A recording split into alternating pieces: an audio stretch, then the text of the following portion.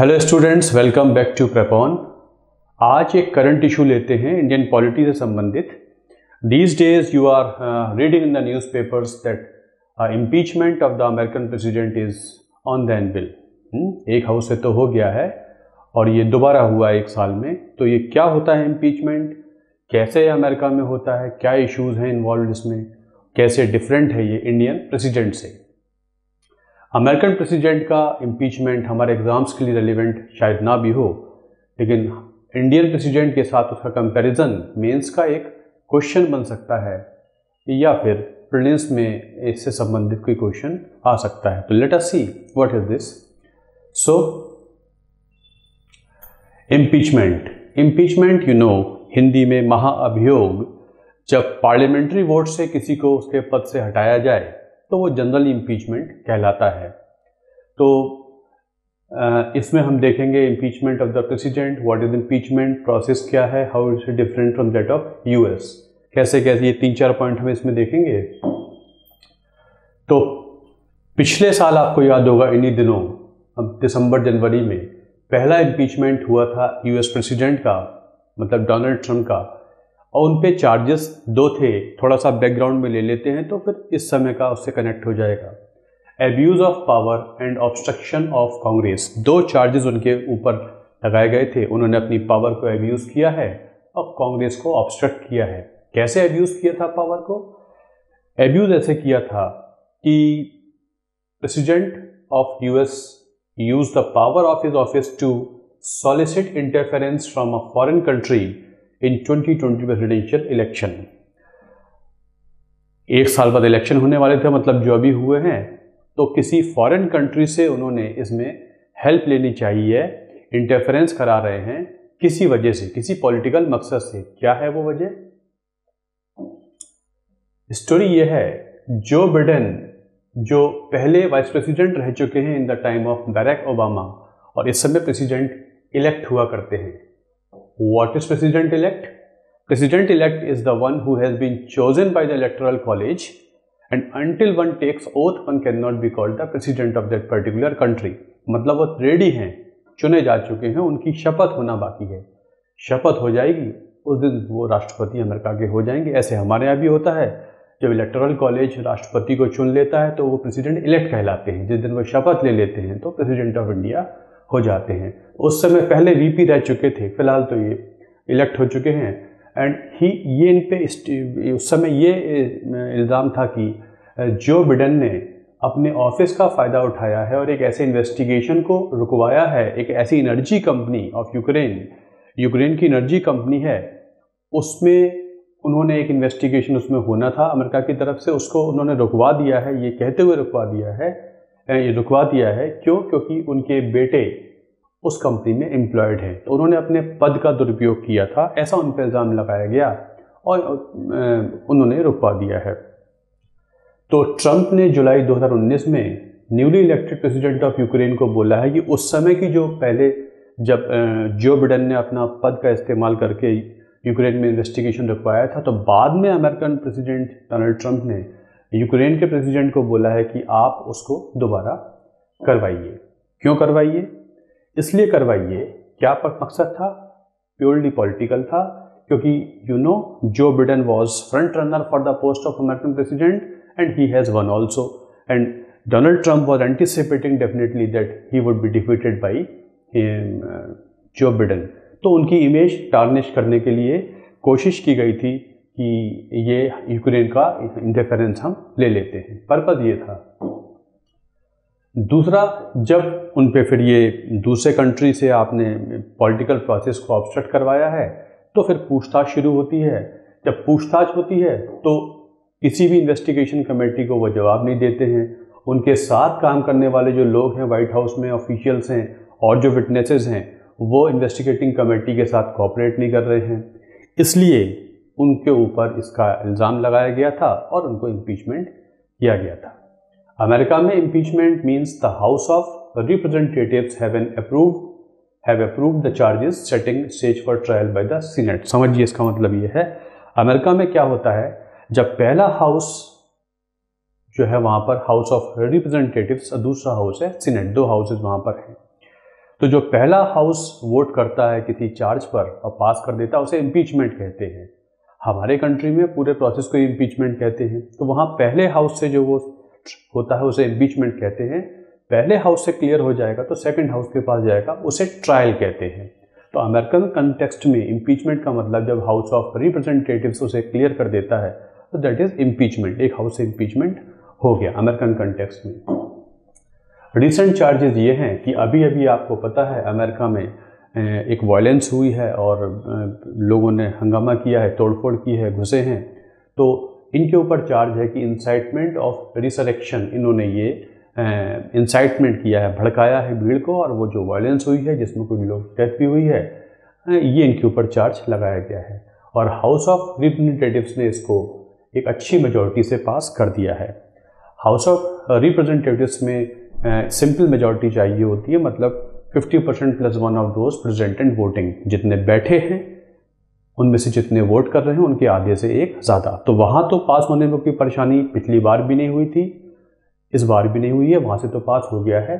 232 ने ओके बोला है, 197 ने नो बोला है। तो हाउस ऑफ रिप्रेजेंटेटिव से तो ये पास हो गया है, अब ये सीनेट के पास जाएगा। सीनेट में, अमेरिकन सीनेट में क्या है, अमेरिकन सीनेट में ट्रायल होता है, और जो ट्रायल होता है वो वहाँ से पास होगा, और सीनेट में चाहिए होती है 2/3 of the total, special majority चाहिए होती है। अब स्पेशल मेजॉरिटी मिलने का मतलब है कि 100 मेंबर्स की सीनेट में 67 वोट्स मिलने ज़रूरी हैं, जबकि रिपब्लिकन्स के पास इतने, डेमोक्रेट्स के पास इतने नंबर नहीं हैं। जब तक 17 रिपब्लिकन्स डेमोक्रेट के साथ वोट नहीं करते हैं तब तक ये पास नहीं हो पाएगा। तो अगेन ट्रायल में ये आ जाएगा सीनेट में, और क्या होगा इसमें that will be seen later on. तो फिलहाल HOR से ये पास हो चुका है। क्या अमेरिकन हिस्ट्री में ये पहली बार हुआ है? पहले भी ऐसे चांस हो चुके हैं। 1868 में एंड्रू जॉनसन के खिलाफ इम्पीचमेंट आया था, HOR से पास हो गया था, सीनेट में ने एक्विट कर दिया था, वहाँ पास नहीं हो पाया है। बिल क्लिंटन के ऊपर चार्ज आया था, वहाँ भी HOR से पास हो गया है, अगेन सीनेट में पास नहीं हो पाया है। रिचर्ड निक्सन के खिलाफ भी आया था, लेकिन उससे पहले कि वो शुरू भी हो पाता उन्होंने खुद ही इस्तीफा दे दिया था। और चौथा या पांचवा केस ये बना है कि 2020 में भी HOR से पास हो गया था, सीनेट से पास नहीं हो पाया है। 21 में अभी ये विद इन फ्यू डेज ये फिर टेकअप किया जाएगा या उसके बाद टेकअप होगा, वहाँ भी पास होने की संभावना कम है। अब क्या मतलब इसका, with in next 5 days he will be over and the Joe Biden will become the president of US। तो क्या ये सीनेट से ट्रायल रुक जाएगा? सीनेट तो ट्रायल कर सकता है, लेकिन चूंकि पद पे होंगे नहीं तो पद से नहीं हटा सकता है, लेकिन सीनेट ये कर सकता है अपने अगले वोट से, पद पे तो है नहीं तो पद से हटने का कोई लॉजिक नहीं है। सीनेट ये पास कर सकता है ट्रायल में कि अब आगे से कभी ये राष्ट्रपति पद के लिए उम्मीदवार नहीं बन सकते। तो लाइक्लीहुड इसका ज़्यादा है कि सीनेट में ये चांसेस हैं, अगर रिपब्लिकन्स जो डोनाल्ड ट्रंप की पार्टी के MPs वगैरह हैं, सीनेट मेंबर्स, सीनेटर्स हैं, अगर वो उनके अपोजिट में चले जाते हैं तो हो सकता है ये संभव हो जाए, जिसके लाइक्लीहुड पॉलिटिक्स में कम होते हैं, बट हो भी सकता है। तो ये हो सकता है मैक्सिमम कि उनको आगे से कंटेस्ट करने के ऊपर बैन लगा दिया जाए, लेकिन पद पे तो है नहीं, तो पद पे हटाने का तो सवाल उठता ही नहीं है। तो उनके पद पे हट जाने का मतलब ये नहीं है कि अब वो इम्पीचमेंट प्रोसेस पूरा नहीं होगा, वो पूरा होगा, और मैक्सिमम यही हो सकता है कि उनको बैन कर दिया जाए। तो this is what has happened in US। जब आप इस इश्यू को पढ़ रहे होंगे तो आपने पढ़ा होगा कि 25th अमेंडमेंट क्यों नहीं लागू होता है, क्यों नहीं अप्लाई किया गया है। अमेरिकन कॉन्स्टिट्यूशन में 25th अमेंडमेंट हुआ था, उसमें ये प्रोविज़न दिया गया कि अगर वाइस प्रेसिडेंट चाहें, अगर किसी वजह से राष्ट्रपति अपना पद नहीं उसको निर्वाह कर पा रहे हैं किसी वजह से भी, then vice president with the help of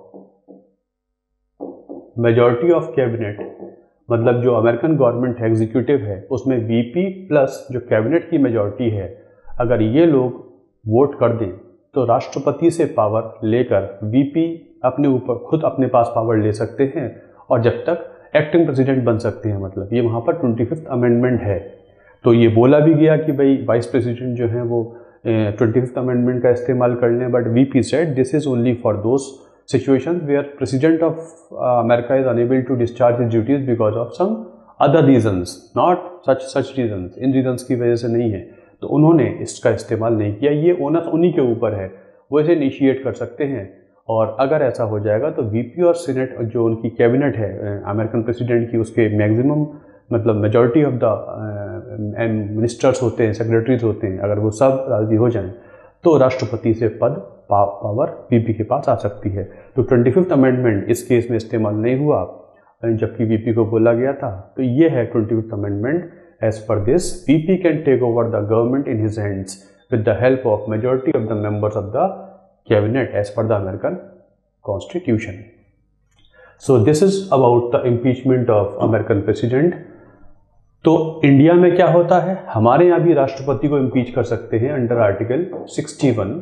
in our scene the only ground is violation of the constitution. The only ground on which president of India can be removed is violation of the constitution, and what is violation is not defined anywhere. violation क्या होगा ये कहीं defined नहीं है। हमारे यहाँ charges frame किए जाएंगे। अमेरिकन सिस्टम में तो हाउस ऑफ रिप्रेजेंटेटिव्स को ही चार्ज प्रेफर करने पड़ेंगे। हमारे यहाँ either house can prefer the charge, दोनों ही हाउसेज चार्ज प्रेफर कर सकते हैं।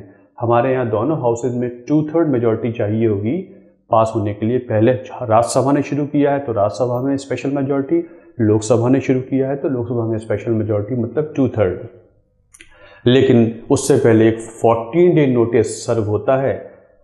राष्ट्रपति को हटाने से पहले एक 14 डे का नोटिस सर्व होता है हाउस में। इसका मतलब ये होता है कि हम राष्ट्रपति को हटाने जा रहे हैं, इम्पीचमेंट ला रहे हैं उनके खिलाफ, लेकिन 14 डे नोटिस तभी वैलिड माना जाएगा जब उसे कम से कम 1/4 of the total members of the house ने साइन किया हो। मतलब अगर राज्यसभा ने शुरू किया है तो राज्यसभा की टोटल स्ट्रेंथ का 1/4 मेंबर्स ने साइन कर दिया हो नोटिस तो वैलिड है। लोकसभा ने शुरू किया है तो लोकसभा का 1/4 सिग्नेचर्स होने चाहिए। मतलब अगर दोनों हाउसेज में स्टार्ट होना है तो कम से कम 1/4 मेंबर्स तो रेडी हो, तभी राष्ट्रपति का रिमूवल इंडिया में शुरू हो पाएगा। जिस हाउस ने शुरू किया है उसे स्पेशल मेजॉरिटी से पास करना पड़ेगा। पहले हाउस से पास हो गया तो आगे जाएगा, नहीं पास हुआ तो यहीं रुक जाएगा। दूसरे हाउस के पास जाएगा, लोकसभा से पास हुआ तो राज्यसभा के पास जाएगा, राज्यसभा से पास हुआ तो लोकसभा के पास। दूसरा हाउस इन्वेस्टिगेशन कराएगा एक कमेटी द्वारा, और राष्ट्रपति को पूरा अधिकार है कि वो अपने आप को डिफेंड कर सकते हैं कमेटी के सामने कि मैंने ये सब नहीं किया है। जब सेकंड हाउस भी पास कर देगा अपनी स्पेशल मेजॉरिटी से, जिस दिन सेकंड हाउस ने पास कर दिया अपनी स्पेशल मेजॉरिटी से, the president of India is said to have been removed from his office. मतलब दोनों हाउस स्पेशल मेजॉरिटी से पास करेंगे। आर्टिकल 61 में ये प्रोसेस है अमेरिकन इंडियन प्रेसिडेंट के रिमूवल का, लेकिन आज तक कोई भी केस इंडिया में तो इम्पीचमेंट का इनिशिएट ही नहीं हुआ। अमेरिका में तो 4 केसेस बन भी रहे हैं, बट इंडिया में आज तक कभी इनिशिएट नहीं हुआ है। हाँ, इतना है कि इंडिपेंडेंस से पहले अगर हम इसमें बात करना ही चाहें तो हम ये कह सकते हैं कि इंडिपेंडेंस से पहले Warren Hastings was the only head of India, governor general, जिनके खिलाफ लाया गया था impeachment in parliament of England. वो भी इनको एक्विट कर दिया गया था। 7 साल तक मुकदमा चला था। जो इंडिया में एक्शंस लिए थे उसकी वजह से इनका इम्पीचमेंट इंग्लिश पार्लियामेंट में ट्राई हुआ था, उसमें भी एक्विट कर दिए गए थे। तो the only case is this only. Otherwise independence के बाद, इंडिपेंडेंस से पहले इकलौता है, इंडिपेंडेंस के बाद कुछ ट्रायल भी इसका भारत में नहीं हुआ है। डिफरेंसेस देख लेते हैं, क्या क्या फ़र्क है इंडिया में उसमें। अमेरिकन इम्पीचमेंट में चार्जेस लिखे हुए हैं, ट्रीजन है, बिट्रेयल है, ब्राइबरी है, other high crimes and misdemeanours. American जो इम्पीचमेंट प्रोसेस है वहाँ पर ये सब चार्जेस लिखे हैं, ट्रीजन है, बिट्रेयल है, ऐसे बड़े बड़े क्राइम्स, मिसडिमीनर्स, मतलब ऐसे एक्शंस जो उस पद पर रहने लायक नहीं हैं। Charges preferred bye HOR, house of representatives, और ट्रायल बाय द सीनेट। वहाँ पर जब भी ट्रायल होता है उनका इम्पीचमेंट का, तो जो chief justice of supreme court हैं वो प्रिसाइडिंग ऑफिसर होते हैं। ये इंपॉर्टेंट पॉइंट है। अमेरिकन प्रेसिडेंट के इम्पीचमेंट में जब ट्रायल होगा सेनेट में, तो इस ट्रायल प्रोसेस के जो अध्यक्ष होंगे वो वहाँ के सुप्रीम कोर्ट के चीफ जस्टिस हुआ करते हैं। हमारे यहाँ एक ही चार्ज है, वॉलेशन ऑफ द कॉन्स्टिट्यूशन, जो कि डिफाइंड नहीं है, वहाँ डिटेल में डिफाइंड भी है, ट्रीजन क्या है, ब्राइबरी क्या है, अदर हाई क्राइम्स क्या है, मिसडिमीनर्स क्या है। हमारे यहाँ HR में शुरू होगा, हमारे यहाँ किसी भी हाउस में शुरू हो सकता है। मतलब हमारे यहाँ इम्पीचमेंट में दोनों हाउसेस बराबर हैं, वहाँ पर इम्पीचमेंट में दोनों हाउसेस बराबर नहीं है। रियल हाउस सीनेट ही हुआ करता है, वहाँ पर chief justice of supreme court preside over करता है। हमारे यहाँ जिस भी हाउस में वो फाइनल सेकंड हाउस जो भी होगा, उसका जो भी अध्यक्ष है, राज्यसभा सेकंड हाउस बना है, लोकसभा ने शुरू किया तो राज्यसभा सेकंड हाउस हो जाएगा, तो chairman of Rajya Sabha presiding officer हो जाएंगे, और अगर लोकसभा सेकंड हाउस है तो speaker of Lok Sabha presiding officer हो जाएंगे। मतलब हमारे यहाँ इम्पीचमेंट में सुप्रीम कोर्ट के चीफ जस्टिस का रोल नहीं होता, अमेरिका में ऐसा हुआ करता है। So these are the you can say certain comparison between the impeachment of US and American president. So in our system it is quite difficult, it seems it is quite difficult in our system. So this is Mahabhiyog. So American president is about to be impeached for the things which are going on in America. So this is all about impeachment. Hope you have understood a few new points about this topic. Impeachment क्या होता है, America India में क्या फ़र्क है, 25th amendment जो चर्चा में है उसका मतलब क्या होता है। So good, thanks a lot for watching this video, और ऐसे ही देखते रहिए, अप्रिशिएट करिए, इसको कमेंट करिए। Thanks a lot.